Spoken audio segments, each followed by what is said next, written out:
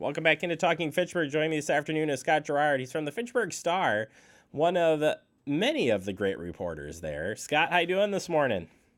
I'm doing very well. How about yourself, Jeremy? Well, I'm doing just peachy king, peachy king. Can't complain here.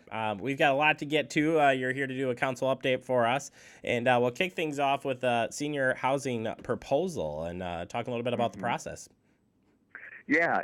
So last night Tuesday night on the council's agenda was a plan to refer out a request for a property rezoning down on South Fish Hatchery Road, and it would allow for some senior apartments and townhouses. And so this plan actually, or a version of this plan, was discussed last year, and it was first voted down and eventually came back for reconsideration at the request of a few alders later in the year, and at that time was approved.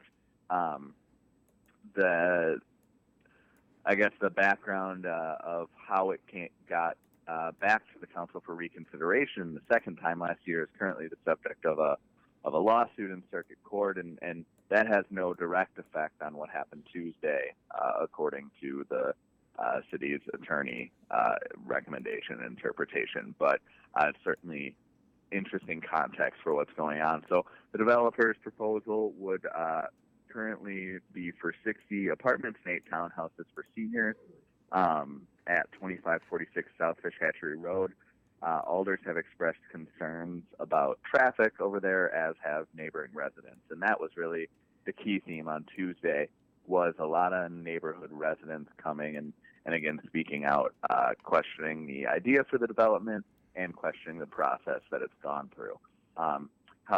The key for Tuesday, though, was that it was just a referral out to Plan Commission, so no approval happened. The project isn't moving forward itself. However, it's just moving to the kind of perfunctory next step in the development process. So the Plan Commission will be considering it at its next Tuesday meeting. And one of the key things that did change this past Tuesday was the council pushed back the date where it would be back for alders to consider it. It initially was scheduled for April 9th, but a resident testifying noted that that would be after the election, which is April 2nd, but before the new council is seated. So as that resident put it, it would be a lame duck council voting on what has been a controversial issue. So the council pushed back its timeline, and it will consider it now April 23rd, assuming the after the Plan Commission makes its recommendation next Tuesday. So there's still plenty of steps left. I'm sure there will be more people talking this Tuesday night at Plan Commission and then back in April. But it will be interesting to see what happens. Some alders expressed that unless some things change with traffic, it's unlikely to garner their support. Another alder, Dan Carpenter, was just upset that it was back at all. And so he spoke out on that quite a bit on Tuesday. But some time left in that process, but Tuesday night was kind of a first early step. Sure. That's a lot of information there. Yeah. Appreciate you going through all of that there, Scott.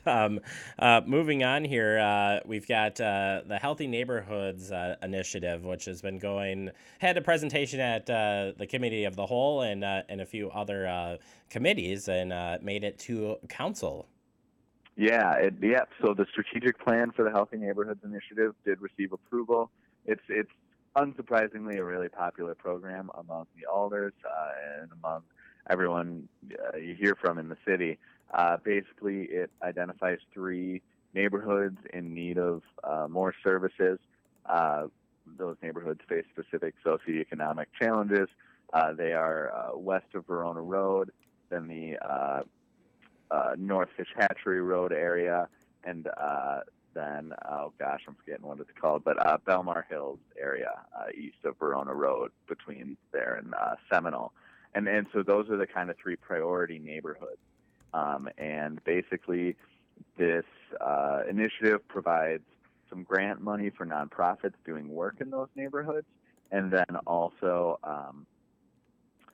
provides one key next step is what they're calling neighborhood navigators, and they're going to have a couple people from the neighborhood working part-time for the city to help collect some data and help work with the residents to figure out what they want and what they would like to see in those neighborhoods. So a real popular program, and the strategic plan got approval. It's been kind of in a pilot version for a couple years now, with giving out grants to nonprofits. So it was no surprise to see it gain approval Tuesday. The other big thing for that is that the funding for the program got an $18,000 boost. A couple years ago, there were kind of two separate grant programs from the city to nonprofits. One was through the Community and Economic Development Authority, and then there was the Healthy Neighborhoods Initiative. The CEDA grants did not get fully used or dispersed, just based on the criteria that were required for disbursement. So there was about 18,000, actually almost 19,000 left over from those grants.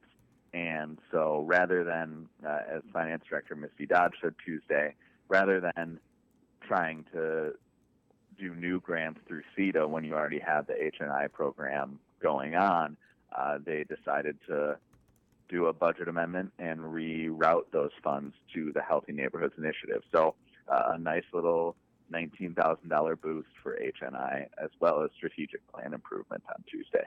Yeah, and this program, if you want to learn more about it, certainly you can check out the website. But we interviewed Wade Thompson, project manager on that, and we have that out there available for you online. And you can check that out. And of course, you can watch Council as well to see the full update there. Finally, Scott, you want to talk a little bit about the dog park funding changing?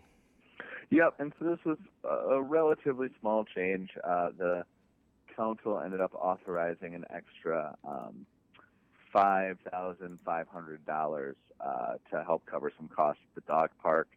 Those had been initially planned to be shared between the city and the Fitchburg Dog Park advocates, but fundraising fell a little short, and so the council approved a budget amendment to help fill that gap. Alder Arata Frada noted that there's still a couple of additional items, signage and a rain garden, that the city was planning to fund or had initially agreed to fund that have not been costed out yet. And so those could require an additional amendment in the future still. And Alder Arata Frada kind of said that it might be explored to see what they can split with the Dog Park Association on those costs now that they're paying a little more in this situation. All right, Scott, thank you so much for giving us the update here. Appreciate it. And of course, if anybody wants to check out and learn more information about what you guys are working on, where can they go? ConnectFitchburg.com. Fantastic. Plenty of information about the upcoming election there. So.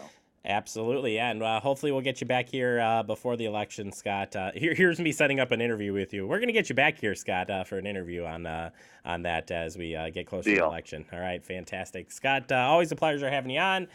Check out the website or the newspaper, and again, thank you to Scott Girard. We'll take a quick break. You are watching Talking Fitchburg.